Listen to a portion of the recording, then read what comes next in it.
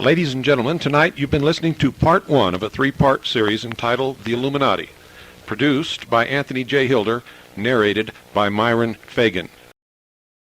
Now, in order to give you a very clear picture of this satanic plot, I will go back to its beginning, clear back in the middle of the 18th century, and name the men who put that plot into action, and then bring you down to the present, today's status of that plot.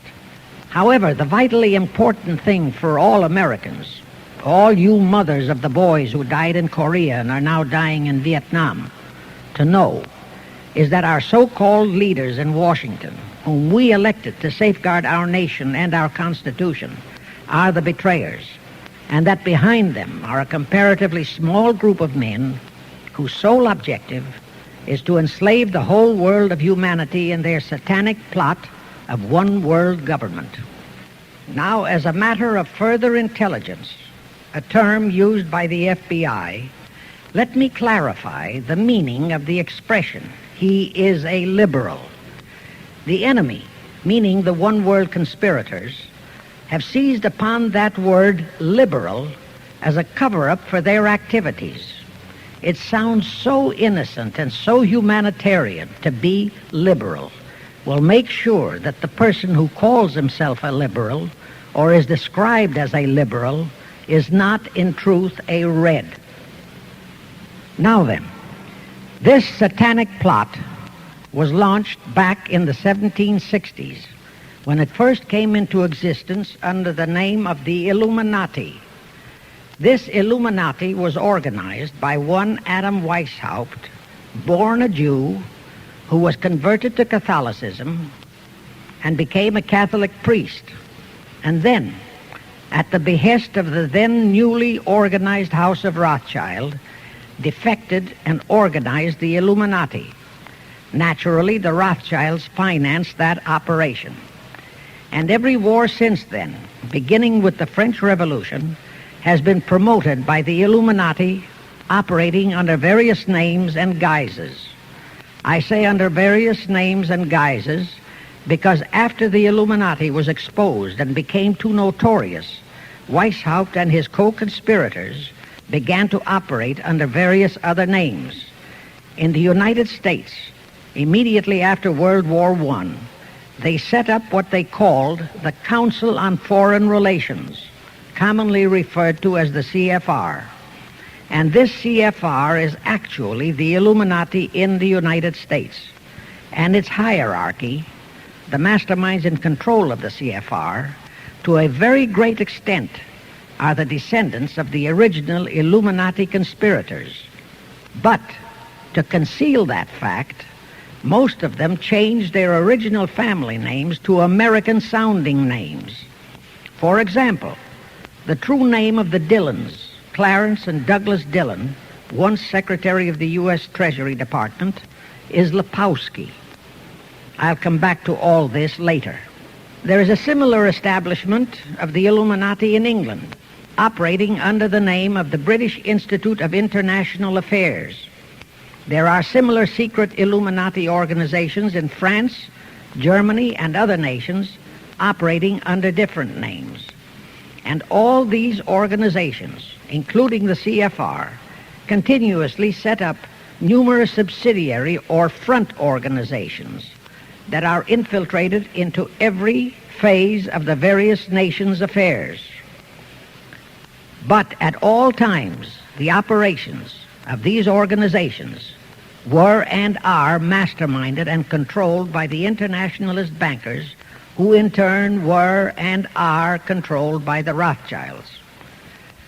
The details of how they accomplished the setting up of the CFR in the United States, as also in the other nations, are far too voluminous to be described in this dissertation. But you can find it complete in News Bulletin number 122, entitled UN is Spawn of the Illuminati, and News Bulletin number 123, entitled CFR Completely Unmasked as Illuminati. Both are published by the Cinema Educational Guild, Post Office Box 46205, Hollywood, California. You can get them for 50 cents per copy by writing to that address. Those news bulletins revealed the names of the original founders of the Illuminati and the Americanized names of their descendants in the present CFR. Now I'll go back to the activities of the original Illuminati conspirators. As revealed in News Bulletin number 122, one branch of the Rothschild family had financed Napoleon. Another branch of the Rothschilds, both branches the real masterminds of the Illuminati, financed Britain, Germany, and the other nations in the Napoleonic Wars.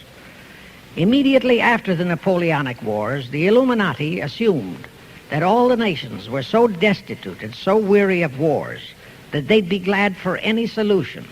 So the Rothschild stooges set up what they called the Congress in Vienna, and at that meeting they tried to create the first League of Nations, their first attempted one world government, on the theory that all the crowned heads of the European governments were so deeply in debt to them that they would, willingly or unwillingly, serve as their stooges. But the Tsar of Russia caught the stench of the plot and completely torpedoed it. The enraged Nathan Rothschild, then the head of that dynasty, vowed that someday he or his descendants would destroy the Tsar and his entire family. And his descendants did accomplish that very threat in 1917. At this point, bear in mind that the Illuminati was not set up to operate on a short-range basis. Normally, a conspirator of any type enters into a conspiracy with the expectation of achieving his objective during his own lifetime. But that was not the case with the Illuminati. True, they hoped to accomplish their objective during their lifetime.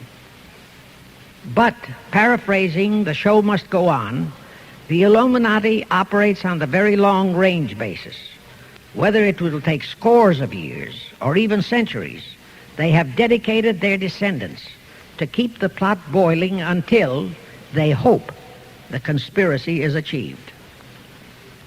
Now let's go back to the birth of the Illuminati. Adam Weishaupt was a Jesuit-trained professor of canon law, teaching in Ingolstadt University when he defected from Christianity to embrace the Luciferian conspiracy. It was in 1770 that the professional moneylenders, the then recently organized House of Rothschild, retained him to revise and modernize the age-old protocols of Zionism, which from the outset was designed to give the synagogue of Satan, so named by Jesus Christ, ultimate world domination, so they could impose the Luciferian ideology upon what would remain of the human race after the final social cataclysm by use of satanic despotism. Weishaupt completed his task May 1st, 1776. Now you know why May 1 is the great day with all communist nations to this very day. That was the day, May 1, 1776, that Weishaupt completed his plan and officially organized the Illuminati to put the plan into execution.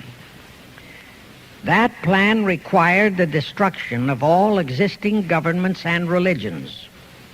That objective was to be reached by dividing the masses of people whom he, Weishaupt, termed Goyim, or human cattle, into opposing camps in ever-increasing numbers on political, social, economic, and other issues, the very conditions we have in our country today. The opposing sides were then to be armed and incidents provided which would cause them to fight and weaken themselves and gradually destroy national governments and religious institutions. Again, I say, the very conditions in the world today. And at this point, let me stress a prime feature of the Illuminati plans. When and if their blueprint for world control, the protocols of the elders of Zion, is discovered and exposed, they would wipe all the Jews off the face of the earth in order to divert suspicions from themselves. If you think this is far-fetched, bear in mind that they permitted Hitler, a liberal socialist himself, who was financed by Krupp, Kennedy, the Warburgs, and the Rothschilds to incinerate 600,000 Jews. Now, just why did the conspirators choose the word Illuminati for their satanic organization? Weishaupt himself said that the word is derived from Lucifer and means holders of the light, using the lie that his objective was to bring about a one-world government to enable those with mental ability to govern the world and prevent all wars in the future. In short, using the word peace on earth as his bait, exactly as that same bait, peace, was used by the 1945 conspirators to foist the United Nations on us. Weishaupt, financed, I repeat, by the Rothschilds, recruited some 2,000 paid followers. These included the most intelligent men in the fields of arts and letters, education, the sciences, finance, and industry. He then established lodges of the Grand Orient, Masonic lodges, to be their secret headquarters. And I again repeat that in all of this, he was acting under orders from the House of Rothschild. The main features of the Weishaupt plan of operation required his Illuminati to do the following things to help them to accomplish their purpose. Number one, use monetary and sex bribery to obtain control of men already in high places in the various levels of all governments and other fields of endeavor. Once influential persons had fallen for the lies, deceits, and temptations of the Illuminati, they were to be held in bondage by application of political and other forms of blackmail, threats of financial ruin, public exposure and physical harm, even death, to themselves and loved members of their families. Do you realize how many present top officials in our federal government in Washington are controlled in just that way by the CFR? Do you realize how many homosexuals in our State Department, the Pentagon, all federal agencies, even in the White House, are controlled that way? Number two, Illuminati on the faculties of colleges and universities were to cultivate students possessing exceptional mental ability, belonging to well-bred families with international leanings, and recommend them for special training in internationalism. Such training was to be provided by granting scholarships to those selected by the Illuminists. That gives you an idea what a Rhodes Scholarship means. It means indoctrination into accepting the idea that only a one-world government can put an end to recurring wars and strife. That's how the United Nations was sold to the American people.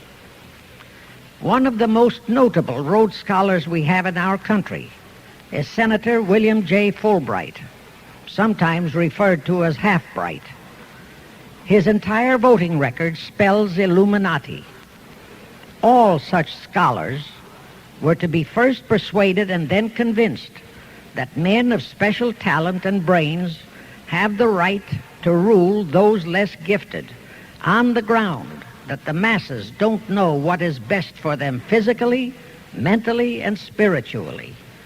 In addition to the Rhodes and similar scholarships, today there are 3 special Illuminati schools located in Gordonstown in Scotland, Salem in Germany, and Anavrita in Greece. These 3 are known ones, but there are others that are kept undercover. Prince Philip, the husband of Britain's Queen Elizabeth, was educated at Gordonstown at the instigation of Lord Louis Mountbatten, his uncle, a Rothschild relative who became Britain's admiral of the fleet after World War II ended. Number 3, all influential people trapped into coming under the control of the Illuminati, plus the students who had been specially educated and trained, were to be used as agents and placed behind the scenes of all governments as experts and specialists, so they would advise the top executives to adopt policies which would, in the long run, serve the secret plans of the Illuminati one-world conspiracy and bring about the destruction of the governments and religions they were elected or appointed to serve. Do you know how many such men operate in our government at this very time? Rusk, McNamara, Hubert Humphrey, Fulbright, Kuchel, and go on and on and on. Number 4, perhaps the most vital directive in Weishaupt's plan was to obtain absolute control of the press, at that time the only mass communications media, to distribute information to the public, so that all news and information could be slanted, so that the masses could be convinced that a one-world government is the only solution to our many and varied problems. Now do you know who owns and controls our mass communications media? I'll tell you, practically all the movie lots in Hollywood is owned by the Lehmans, Kuhn Loeb and Company, Goldman Sachs, and other internationalist bankers. All the national radio and TV channels in the nation are owned and controlled by those same internationalist bankers. The same is true of every chain of metropolitan newspapers and magazines, also of the press wire services, such as Associated Press, United Press International, etc. The supposed heads of all those media are merely the fronts for the internationalist bankers, who in turn compose the hierarchy of the CFR, today's Illuminati in America. Now can you understand why the Pentagon's press agent Sylvester so brazenly proclaimed that the government has the right to lie to the people? What he really meant was that our CFR-controlled government had the power to lie to and be believed by the brainwashed American people. And let's again go back to the first days of the Illuminati. Because Britain and France were the two greatest world powers in the late years of the 18th century, Weishaupt ordered the Illuminati to foment the colonial wars, including our Revolutionary War, to weaken the British Empire and organize the French Revolution to destroy the French Empire. He scheduled the French Revolution to start in 1789. However, in 1784, a true act of God placed the Bavarian government in possession of evidence which proved the existence of the Illuminati, and that evidence could have saved France if they, the French government, hadn't refused to believe it. Here is how that act of God happened. It was in 1874 that Weishaupt issued his orders for the French Revolution. A German writer named Zwack put it into book form. It contained the entire Illuminati story and Weishaupt's plans. A copy of this book was sent to the Illuminists in France, headed by Robespierre, whom Weishaupt had delegated to foment the French Revolution. The courier was struck and killed by lightning as he rode through Ralston on his way from Frankfurt to Paris. The police found the subversive documents on his body and turned them over to the proper authorities.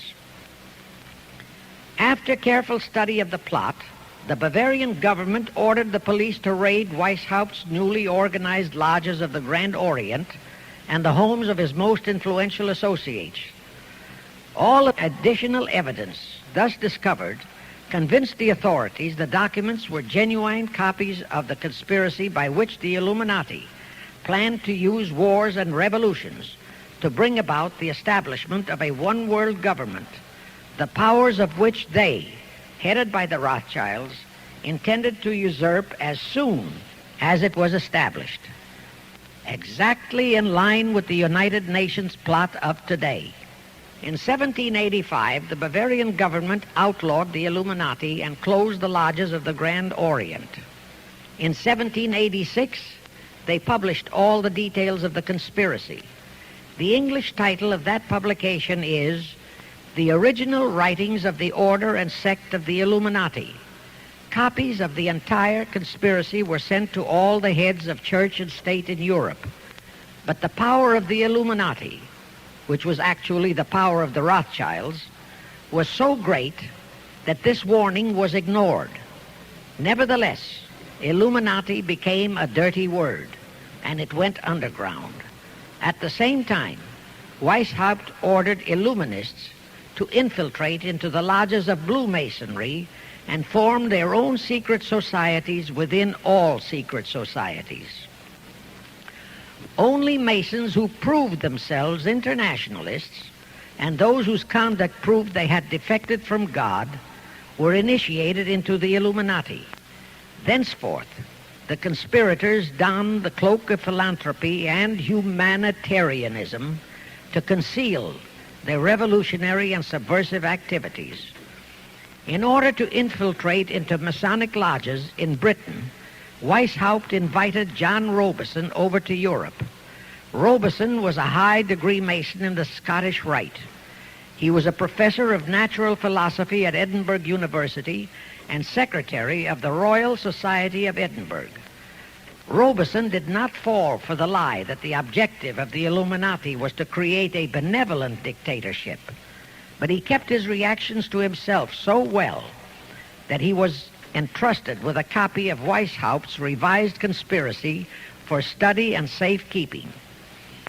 Anyway, because the heads of state and church in France were deluded into ignoring the warnings given them, the revolution broke out in 1789 as scheduled by Weishaupt.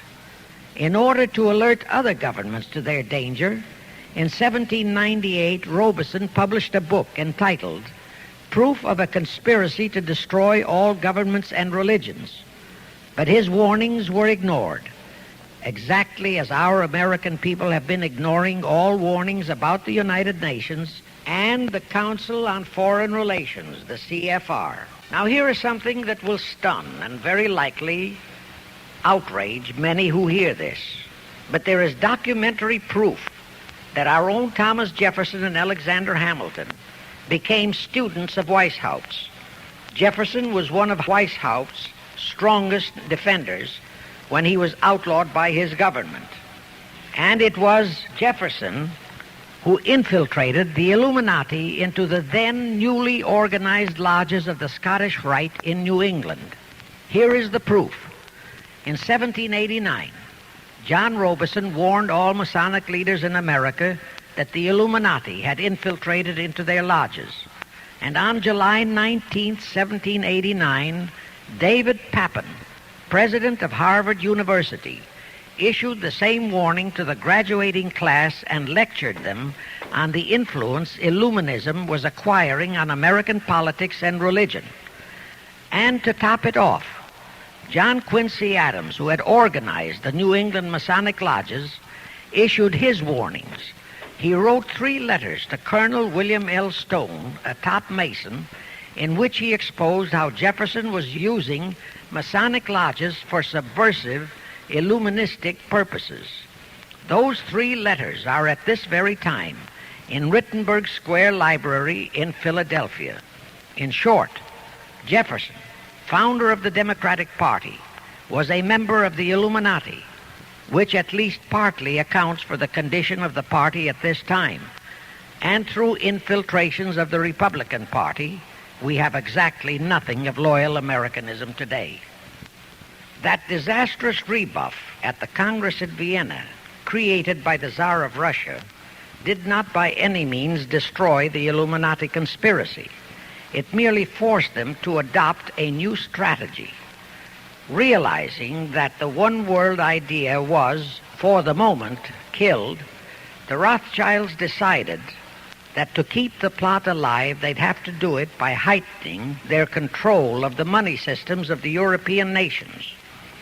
Earlier, by a ruse, the outcome of the Battle of Waterloo had been falsified. Rothschild had spread a story that Napoleon had won that battle. That had precipitated a terrific panic on the stock market in England.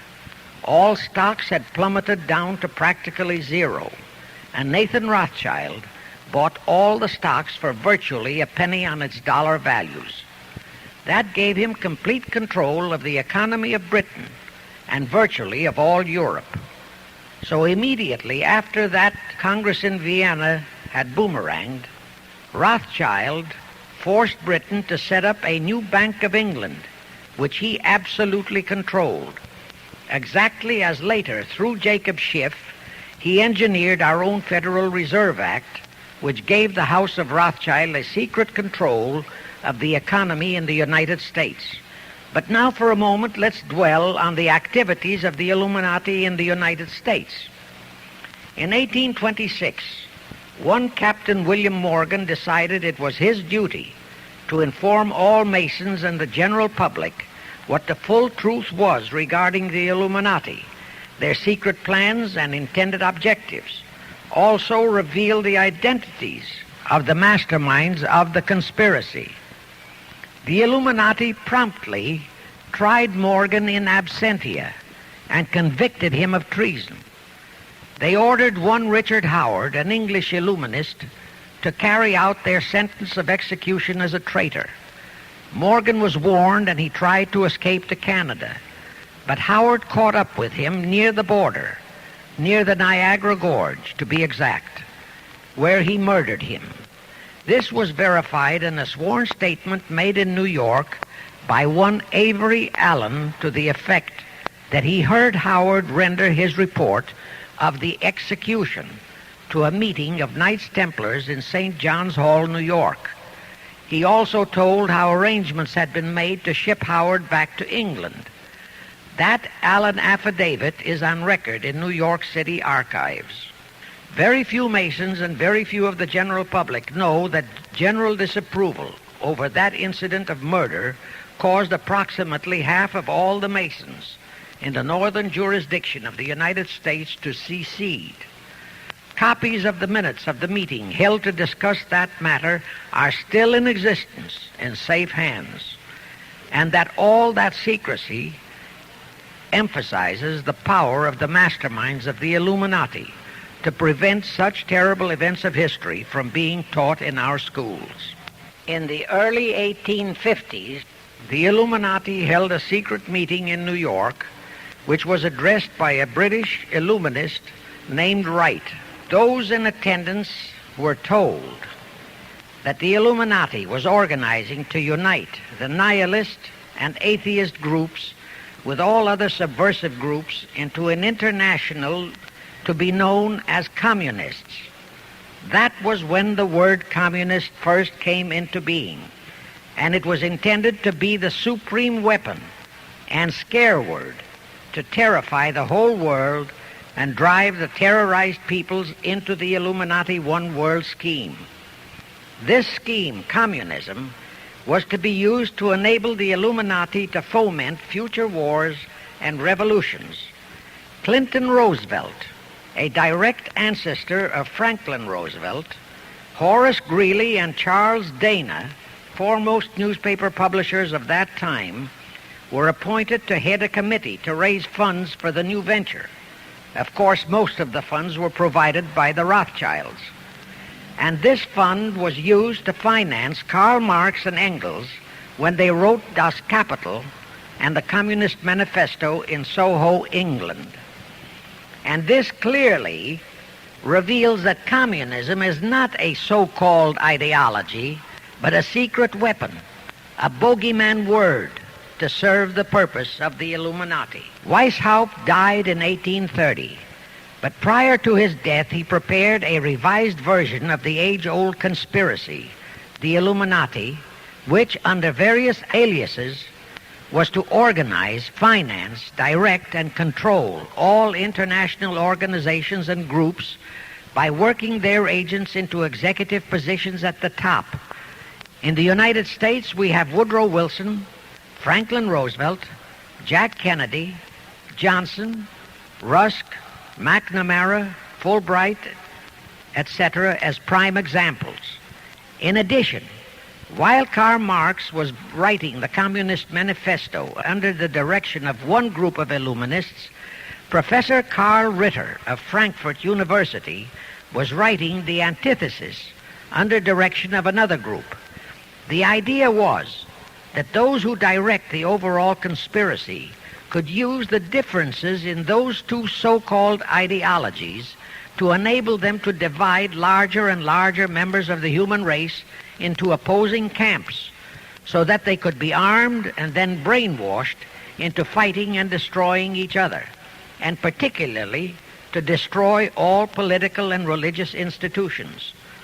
The work Ritter started was continued after his death and completed by the German so-called philosopher Friedrich Wilhelm Nietzsche, who founded Nietzscheism. This Nietzscheism was later developed into fascism and then into Nazism, and was used to foment World Wars I and II. In 1834, the Italian revolutionary leader Giuseppe Mazzini was selected by the Illuminati to direct their revolutionary program throughout the world. He served in that capacity until he died in 1872. But some years before he died, Mazzini had enticed an American general named Albert Pike into the Illuminati. Pike was fascinated by the idea of a one-world government, and ultimately he became the head of this Luciferian conspiracy. Between 1859 and 1871, Pike, worked out a military blueprint for 3 world wars and various revolutions throughout the world, which he considered would forward the conspiracy to its final stage in the 20th century. Again, I remind that these conspirators were never concerned with immediate success. They always operated on a long-range view. Pike did most of his work in his home in Little Rock, Arkansas. But a few years later, when the Illuminati's lodges of the Grand Orient became suspect and repudiated because of Mazzini's revolutionary activities in Europe, Pike organized what he called the New and Reformed Palladian Rite. He set up 3 supreme councils, one in Charleston, South Carolina, one in Rome, Italy, and the third in Berlin, Germany. He had Mazzini establish 23 subordinate councils in strategic locations throughout the world. These have been the secret headquarters of the world revolutionary movement ever since. Long before Marconi invented radio, the scientists in the Illuminati had found the means for Pike and the heads of his councils to communicate secretly. It was the discovery of that secret that enabled intelligence officers to understand how apparently unrelated incidents, one such as the assassination of an Austrian prince at Sarajevo, took place simultaneously throughout the world, which developed into a war or a revolution. Pike's plan was as simple as it has proved effective. It called for communism, Nazism, political Zionism, and other international movements be organized and used to foment 3 global world wars and at least 2 major revolutions. The First World War was to be fought so as to enable the Illuminati to destroy Tsarism in Russia, as vowed by Rothschild after the Tsar had torpedoed his scheme at the Congress in Vienna, and to transform Russia into a stronghold of atheistic communism. The differences stirred up by agents of the Illuminati between the British and German empires were to be used to foment this war. After the war would be ended, communism was to be built up and used to destroy other governments and weaken religions. World War II, when and if necessary, was to be fomented by using the controversies between fascists and political Zionists. And here let it be noted that Hitler was financed by Krupp, the Warburgs, the Rothschilds, and other internationalist bankers, and that the slaughter of the supposed 600,000 Jews by Hitler didn't bother the Jewish internationalist bankers at all. That slaughter was necessary in order to create worldwide hatred of the German people and thus bring about the war against them. In short, this Second World War was to be fought to destroy Nazism and to increase the power of political Zionism so that the State of Israel could be established in Palestine. During this World War II, international communism was to be built up until it equaled in strength that of united Christendom. When it reached that point, it was to be contained and kept in check until required for the final social cataclysm.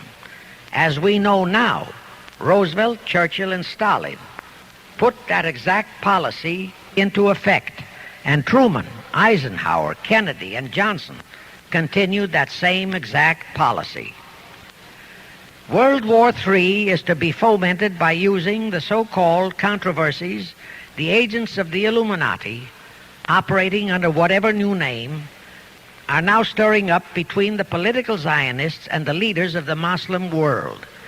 That war is to be directed in such a manner that all of Islam and political Zionism, Israel, will destroy each other, while at the same time the remaining nations, once more divided on this issue, will be forced to fight themselves into a state of complete exhaustion, physically, mentally, spiritually, and economically. Now, can any thinking person doubt that the intrigue now going on in the Near, Middle, and Far East is designed to accomplish that satanic objective? Pike himself foretold all this in a statement he made to Mazzini on August 15, 1871. Pike stated that after World War III is ended, those who will inspire to undisputed world domination will provoke the greatest social cataclysm the world has ever known. Quoting his own words, taken from the letter he wrote to Mazzini, and which letter is now catalogued in the British Museum in London, England, he said, "We shall unleash the nihilists and the atheists, and we shall provoke a great social cataclysm which in all its horror will show clearly to all nations the effect of absolute atheism, the origin of savagery and of most bloody turmoil. Then everywhere the people forced to defend themselves against the world minority of revolutionaries will exterminate those destroyers of civilization, and the multitudes disillusioned with Christianity, whose deistic spirits will be from that moment on without direction and leadership, and anxious for an ideal but without knowledge where to send its adoration, will receive the true light through the universal manifestation of the pure doctrine of Lucifer, brought finally out into public view, a manifestation which will result from a general reactionary movement which will follow the destruction of Christianity and atheism, both conquered and exterminated at the same time." When Mazzini died in 1872, Pike made another Italian revolutionary leader named Adrian Lemmy his successor. Lemmy, in turn, was succeeded by Lenin and Trotsky, then by Stalin. The revolutionary activities of all those men were financed by British, French, German, and American international bankers, all of them dominated by the House of Rothschild. We are supposed to believe that the international bankers of today, like the money changers of Christ's day, are only the tools or agents of the great conspiracy, but actually they are the masterminds behind all of it. While the general public has been brainwashed by all the mass communications media into believing that communism is a movement of the so-called workers, the actual fact is that both British and American intelligence officers have authentic documentary evidence that international liberals operating through their international banking houses, particularly the House of Rothschild, have financed both sides in every war and revolution since 1776.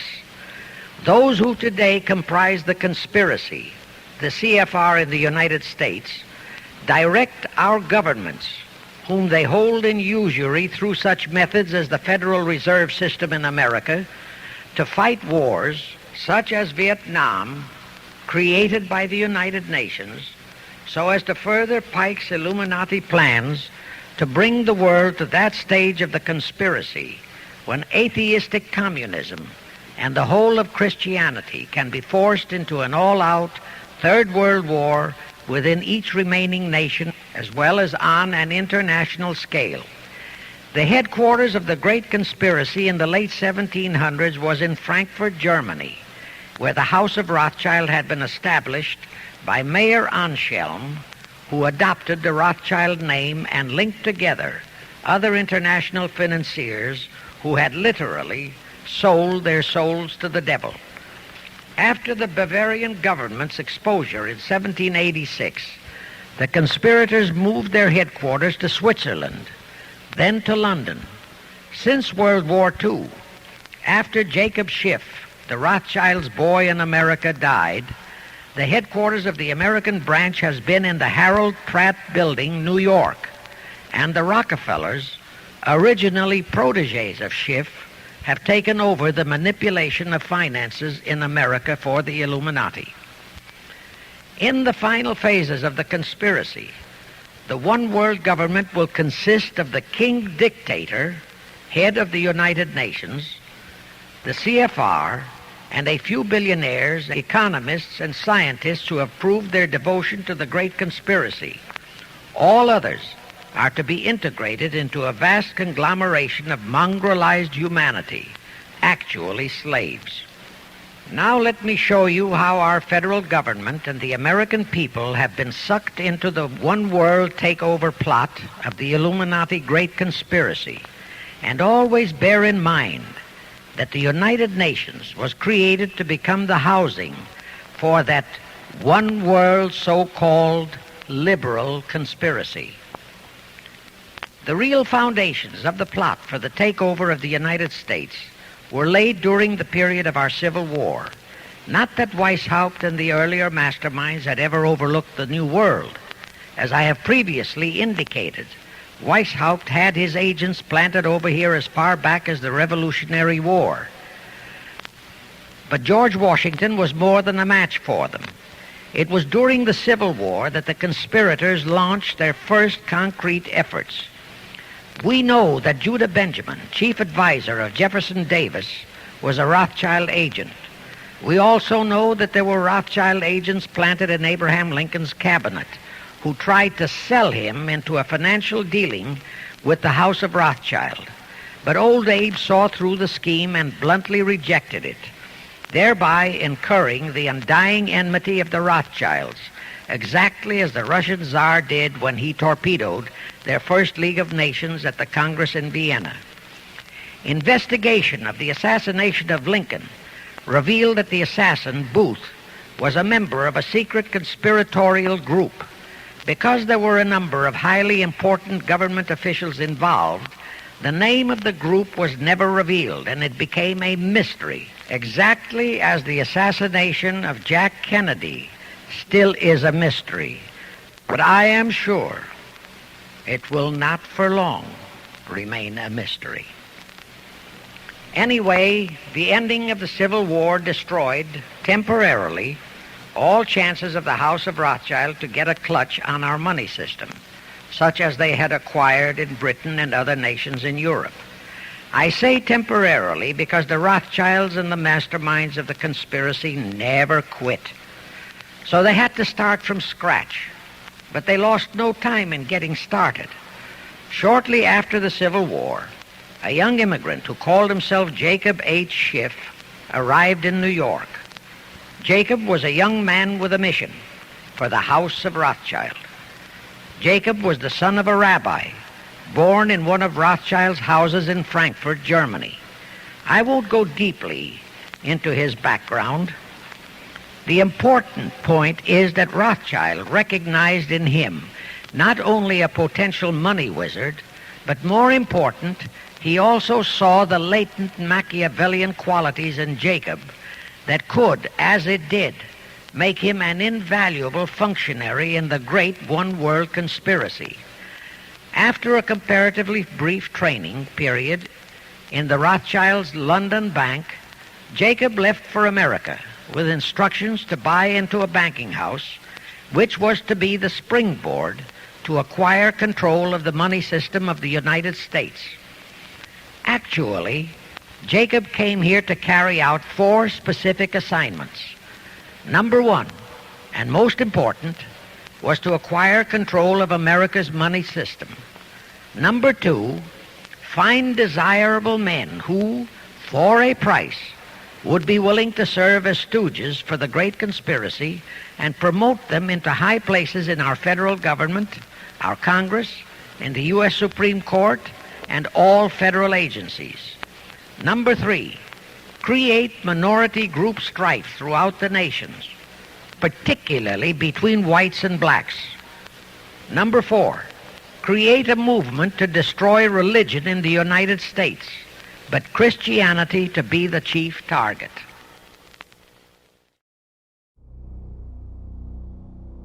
Because after the Illuminati was exposed and became too notorious, Weishaupt and his co-conspirators began to operate under various other names. You were both in Skull and Bones, the secret society. It's so secret we can't talk about it. What does that mean for America? The conspiracy theorists are going to go wild. I'm sure they are. I don't know. I haven't seen the website. Number 322.